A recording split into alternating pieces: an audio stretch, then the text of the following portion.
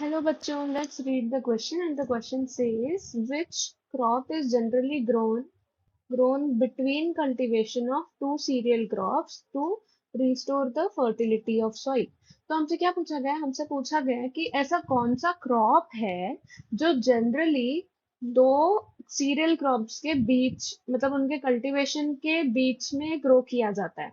मतलब एक crop grow हो गया तो दूसरे क्रॉप को ग्रो करने से पहले बीच उस टाइम पीरियड में कौन सा क्रॉप है जो सॉइल की फर्टिलिटी को रिस्टोर करने के लिए ग्रो किया जाता है। ठीक है, तो हम यहाँ पे की कंसेप्ट पहले लिख देते हैं। हमारा की कंसेप्ट क्या हो जाएगा? की कंसेप्ट होगा हमारा क्रॉप प्रोडक्शन।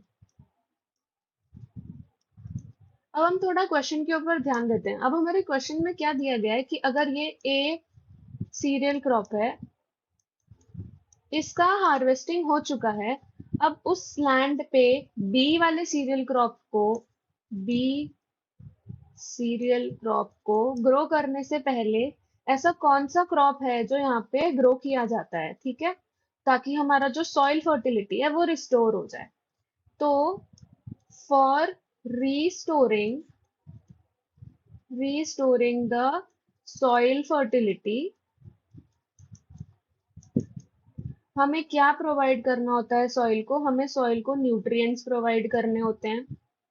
ठीक है, न्यूट्रिएंट्स प्रोवाइड करने होते हैं ताकि वो बेनिफिट करे बी सीरियल क्रॉप के ग्रोथ को। ठीक है, तो यहाँ पे हम ऐसा कौन सा क्रॉप है जो हम ग्रो कर सकते हैं जो सॉइल फर्टिलिटी को रिस्टोर करने में हेल्प करेगा? ठीक है, तो यहाँ पे हमारा करेक्ट आंसर क्या है?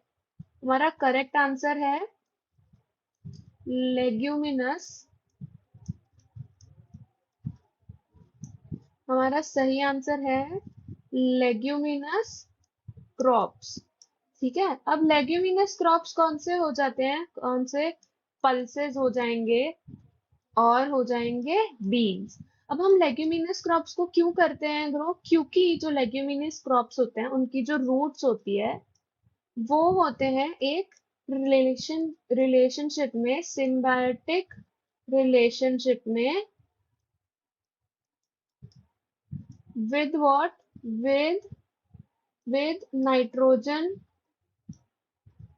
Fixing bacteria. और ये नाइट्रोजन फिक्सिंग बैक्टीरिया को क्या बोला जाता है? इसको बोला जाता है राइजोबियम।